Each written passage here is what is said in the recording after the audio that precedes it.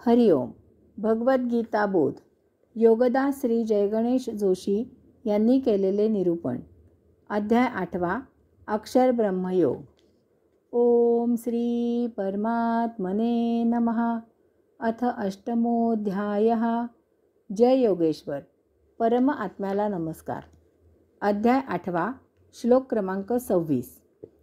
शुक्लकृष्णे गतिः एते जगतः शाश्वते मते एकया याति अनावृत्तिम अन्यया आवर्तते पुनः. श्लोक क्रमांक 27. न एते श्रुति पार्थ जानन योगी मुह्यति कहाचन तस्मात् सर्वेषु कालेषु योगयुक्तः भव अर्जुन.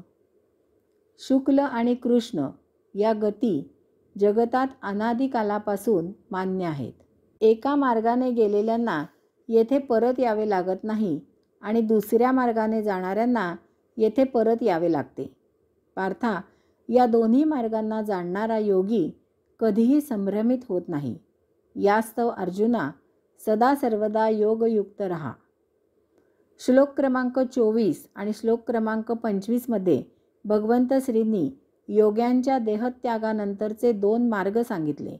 पहिल्या शुक्ल मार्गाने त्वरितच मुक्ती प्राप्त होते, त्या योगे पुनर्जन्म होत नाही.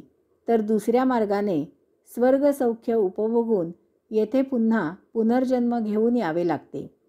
त्यावेळी योग्याची पापपुण्य भोगावस्था शून्य झालेली असते. तो सायुज्यमुक्त झालेला असतो. अशावेळी योग्याने शुद्ध आचरण ठेवावे. संयम आणि विवेकाने समाजात राहावे. समाजसेवा करत आनंदाने जीवनाचा आस्वाद घ्यावा.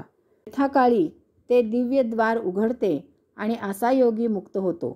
अशा प्रकारे या दोन्ही मार्गाने गेलेला योगी मुक्त होतो. भगवंत श्री अर्जुनाला सांगत आहेत की यास्तव सदा सर्वदा योगयुक्त राहा.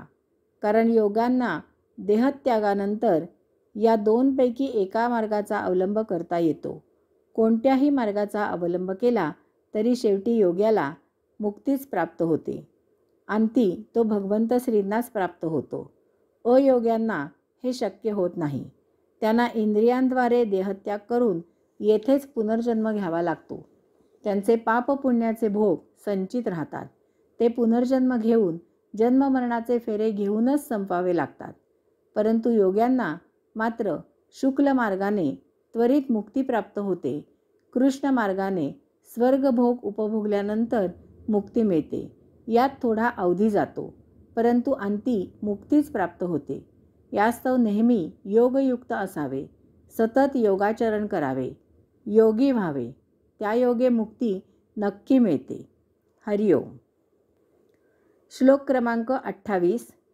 वेदेषु यज्ञेषु तपःसु च एव दानेषु यत् पुण्यफलं प्रदिष्टम् अत्येति तत्सर्वम् इदं विदित्वा योगी परम स्थानम उपैति च आद्यम. हे सर्व जाणून वेदाध्ययन, यज्ञकर्म, तपाचरण तसेच दानधर्म इत्यादी जे काही पुण्यप्राप्त कर्म म्हणून सांगितलेले आहे त्या सर्वाचे अतीत होऊन योगी आदिस्थानी विराजित परमात्म्याला प्राप्त करतो. या अध्यायाचा आता भगवंत श्री उपसंहार करत आहेत. ते सांगतात की या अध्यायात जे काही सांगितले आहे, योग्यासाठी जे 2 मुक्तीचे मार्ग सांगितलेले आहेत ते जाणून घ्यावे.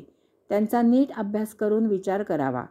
वेदाध्ययन, यज्ञकर्म, तपाचरण तसेच दानधर्म इत्यादी जे काही पुण्यप्राप्त कर्म म्हणून सांगितलेले आहे त्यांच्या अतीत जाऊन मुक्ती प्राप्त करण्यासाठी सदा सर्वदा योगयुक्त असावे. त्या योगे मुक्ती प्राप्त करावी. ते अक्षर ब्रह्म प्राप्त करावे. ओम तत्सत इति श्रीमद्भगवद्गीतासु उपनिषत्सु ब्रह्मविद्यायां योगशास्त्रे श्रीकृष्णार्जुनसंवादे अक्षरब्रह्मयोगः नाम 8मः अध्यायः.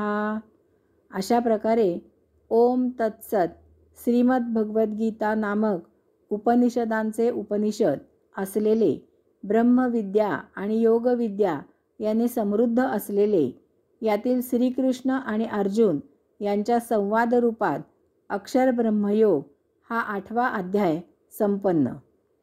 अध्याय 8वा समाप्त. ओम तत्सत्त्वम् असि. हरि ओम.